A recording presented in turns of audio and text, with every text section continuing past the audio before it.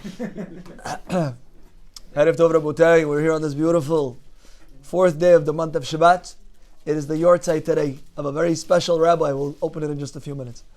Of a very special, we needed to get cold first. Of a very special rabbi. His name is Rabbi Israel Abu Hatzera. Rabbi Israel, also known as the Baba Sali, a Kadosh. Kodesh Kodeshim, was very holy. And what could we learn from the Baba Sali? A few points. Number one, he was a Talmid Chacham. That's the first step. To become somebody of his caliber, the rabbi had antennas to Mars practically. He knew Shvilei Dirki'ah like Shvilei Nahar. He knew what was going on in Shamayim, whatever you wanted. Very, very holy, very, very special. If you want to use an example of somebody who's very pure and very holy, who do you use? The Baba Sali. He was known to be a Bal Ruach HaKodesh Atzum. Unbelievable. Ruach HaKodesh means he has divine inspiration. Hashem is always with him. People would come to him with problems. He would give them barachot, problems would go away. He would pray for them, problems would go away. Unbelievable. The Kedusha v'Tahara. How did he attain all of this? Stage one, Torah learning. He was a Talmid Chacham, which is not emphasized enough. Why? Because the Abu Hatzera family, they're mastirim, they hide the Torah that they have, they hide the Torah that they possess to a great, great level. They mamash they're mastir, their gidulah, their greatness in Torah. He was a dayan. He was a dayan. He was judging cases. To be a rabbinical judge, it's not a regular rabbinical rabbi. Rabbinical rabbi, there are calibers, right? You'll ask, one is a good darshan, he gives good drashot. One, he's a posek, halacha, he knows how to learn the shas and the poskim, rishonim and aharonim, he knows how to learn Torah in depth, etc. But even there, yes, there are people who are known as dayanim. Dayanim is a rabbinical judge, a person who sits in a bed din. Usually it's a more seasoned chacham, a more seasoned scholar, not your random pulpit Orthodox rabbi. To be a dayan, you have to be a scholar, you have to be very high level. The Baba Sali was a dayan in Morocco. He was born. He was, by the way, the grandson of a very famous rabbi known as Rabbi Yaakov Abu Hatzera. Rabbi Yaakov Abu Hatzera was the Abir Yaakov. He has a commentary on Chumash, yes, the Abir Yaakov, and we have it here on our shelf. Rabbi Yaakov Abu Hatzera was also Ish Kodesh Kodashim, very, very holy. When you become holy on that level, nobody can touch you, you're untouchable. And more than that, HaKadosh Baruch Hu is always with you. And you become what is known to the public as a miracle man. Unfortunately, we don't understand fully what it means to be a miracle man. We think, is just cute. It's heebie-jeebie. He knows some tricks. He knows how to make vodka last all night. There's stories about him that he would take one bottle of vodka, he would cover it with a napkin, and he would tell the shamash, go pour it to everybody in the room. And they would tell him, there's like 100 people in the room. It's a 1 liter bottle. How do you expect me to do that? He says, don't ask questions. And don't look at what's in the bottle. Just go pour what's in the bottle. And they would go pour the whole night without any refills. No waiter, give me another one, nothing, klum. And the bottle was still full. Brachosh bedrunash. The bracha was inside of it. So more than just the cute muftim that was performed, these were people who were on a level that we do not understand. Phase one. Ma'ala number one is he was a Talmid Chacham. Unbelievable. More than that, the Abu Hatzera family is known very much for their Kedushat ha'inayim, the holiness of their eyes. They guard their eyes very, very, very much. And a person who's able to guard his eyes to such a level, HaKadosh Baruch Hu rests his holiness in such a person. He attains tremendous, miles and miles ahead of everyone else. There's a person who knows how to protect his eyes. From a young age of 12 years old, he joined his family yeshiva. What does it mean to join the rabbi's yeshiva? To join the rabbis, one of the people coming inside is energy I don't like today. I'm not going to say which one, but both of you are tzaddikim, we love you. Don't show your face in the camera. How are you doing? Yeah, it's good to be a Jew. Where were we? So 12 years old, he started to fast in the days of Shovavim. What's Shovavim? These 6 weeks from now till end of Parashat Mishpatim are called Shovavim. They're days that a person grows in his holiness, in his purity. Yes? In his area that has to do with a man's holiness, purity, the Brit Milah, in what his eyes see and how he behaves himself, how he carries himself, all these things. Now's the time to put emphasis on them. It's the weeks of Shovavim. Holiness. The Baba Sali started to fast, and he would fast a lot, the rabbi. He disconnected from food to the greatest depths, or greatest lengths, the greatest achievements that a person can achieve the Baba Sali accomplished with his ta'ava for akhila, with the desire for food. Many people are controlled by food where they can't. They eat just to eat. Yeah, he just ate breakfast 45 minutes ago. Put a piece of cake in front of him. He's gonna eat it. He likes to eat. Yeah. So that shows that the kiddusha is not 100%. The Baba Sali, he wouldn't eat so much. In fact, many times he would do ta'anit hafsaka, 6-day ta'aniyot, 6-day fast days. Can you imagine 6 days to fast? You would do by day 1, by day 2 already you start to see stars. Day 3 already you don't already. I never tried, but the idea is that it's lo pashut, and this is how the tzaddikim used to be once upon a time. And he began to fast during the 6 days of Shovavim, knowing his parents would not let him continue. He hid his fasting from them. His brother, Rabbi David, was a big tzaddik. His brother was killed at Kiddush Hashem. His brother, he noticed how weak and pale he was, and he told him, stop! But Rabbi Israel didn't listen to him. After his bar mitzvah, he entered the family's yeshiva. You want to know what the schedule was of the yeshiva of the Baba Sali? Listen to this. He would wake up at midnight to recite Tikkun Chatzot. Halachic midnight, tonight's about 12 o'clock midnight. He would wake up. That's it. He's done for the night sleeping. He would go to sleep at maybe 7, 8, 9, 10 o'clock. He would wake up at midnight, 12 o'clock. And what is he doing now? He would first go to the mikveh. Then, and the mikveh wasn't always warm. Today you go to the mikveh, jacuzzi. Today you complain to the guy, it's too hot, make it cold. Back then the mikveh in Morocco, freezing cold. Anybody ever been to the Arizal's mikveh? It's fat, it's nice, it's geschmack to be in. You gotta go there after where you just came from. But the idea, I'm blasting people. I'm kidding. Anyway, the idea is that I don't know where he was.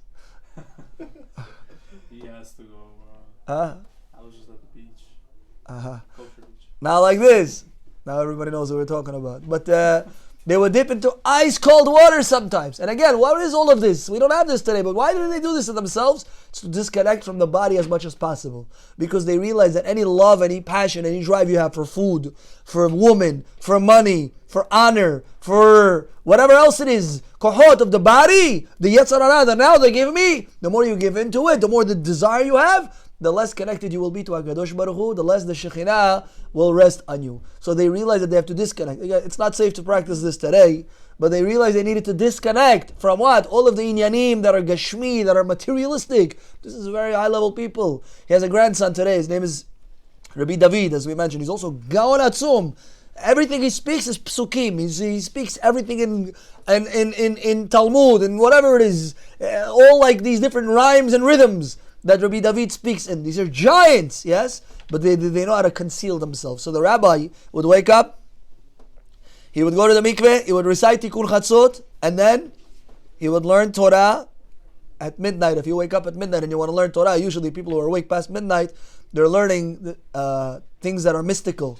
The secrets of the Kabbalah, etc., the Zohar HaKadosh, the Shmona She'arim of the Ari HaKadosh, etc. They were learning the deep, esoteric portions of the Torah, because that's the time that these secrets should be learnt.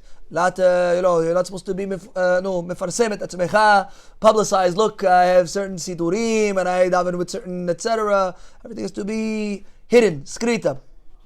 So the Baba Sali would be up until the morning, and wait, it's not there. He would daven shaharit at netzach hama. They would eat breakfast, then they would learn Gemara until mincha. Mincha was about 12, 1 o'clock. Let's pay attention. What time did he wake up in the morning?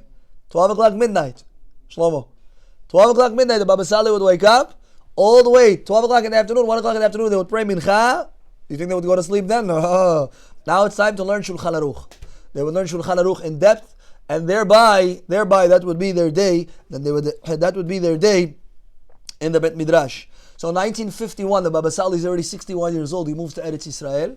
And after a short while, people started to realize who he was. They realized, wow, what a rabbi came to us. And as soon as your reputation starts to spread, people come to bother you. Rabbi, I have a daughter, I need her to get married. Rabbi, I have a son. Rabbi, I have a this.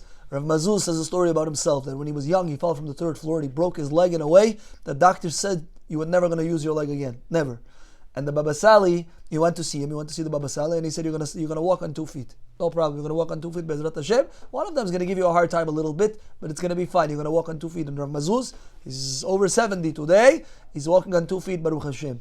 Why? The Gedolim that we had once upon a time. Rabbi Ovadia, when he turned 50 something, Rabbi Ovadia, he started to have pain in his eyes. And the doctors told him, you need to do an emergency surgery. Or you could lose your eyesight completely. And he spoke to 2 Gedolim. He spoke one to the Baba Sali and one to Rav Mordechai Sharabi. 2 giants of Torah. He went to speak to them, and both of these tzaddikim told him, don't touch your eyes. It's going to go away, don't worry. They gave him the support. They told him don't touch, and in the end they were right. And the rabbi, of course, he went and he used to daven arvit, momek alev, long arvit. He would pray to Hashem to heal his eyes. Then he went to he stayed by Tveria once, Rabbi Badia, and he went to the kever of Maran Shulchan Aruch in Tzfat, and he prayed by the Shulchan Aruch's kever, and he told him, please, all my life I worked to push your Torah, to spread the light of the Shulchan Aruch. Please, daven to HaKadosh Baruch Hu, he should heal my eyes. And in the end, Rabbi Badia had a refuah shlema. That's why if you pay attention to Rabbi Badia's glasses that he wore, what color were his glasses? Sunglasses. Past the age of 50, he would wear sunglasses. Why? After this whole incident with his eyes. But one of the tzaddikim went to get advice from was the Baba Sali.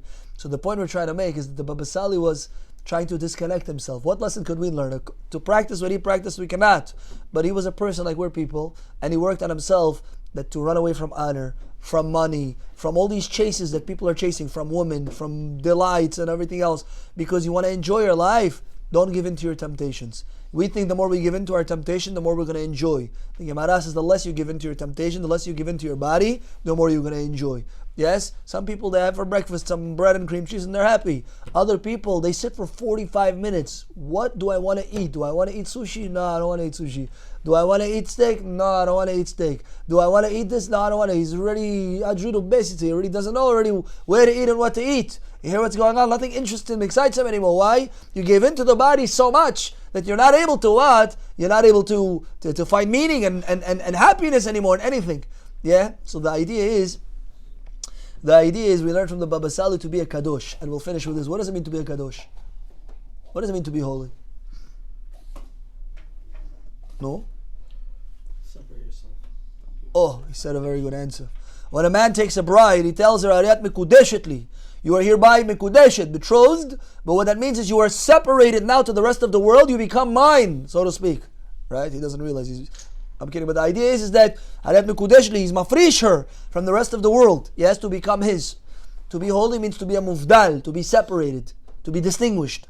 What that means is that we don't behave like the goyim. Goyim, all they care about, it's a good steak to eat and other things that are questionable. Tzadikim, Am Yisrael, Zera Kodesh. What are we into? Into Kiddusha. But why? Not because we want to torture ourselves, because we want to connect to HaKadosh Baruch Hu. So what we learned from the Rabbi is to be in control of ourselves and not give in to ourselves too much, to be righteous, not to give in to the Yetzer Hara, to guard what your eyes see, to learn Torah, to use the mikveh when appropriate, right? And by doing so, the Rabbi will surely be a melitz yosher for all of us, that we had the zechut to speak about him today, and may zechut protect us all. He had over 100,000 people at his funeral. This was, I think, in 1984, before some of your time. And we still remember him today. He ran away from all honor, yes, and still we remember him today. Why? Like the rabbis say that if you run away from honor, honor chases after you. If you chase after honor, honor runs away from you. So we learned from him that we have to beat our body, so to speak. We have to give more power to the soul. We're not meshubah to the Yetzer Hara. Rather, we're kodesh, we're holy, we're sanctified, we're elevated. And when we behave in elevated ways, the Kadosh Baruch Hu will be so proud of us, like the Pasuk says, Yisrael Asher B'cha Yitpar. Hazak Baruch. And now, Rabotai, I'll pause this video.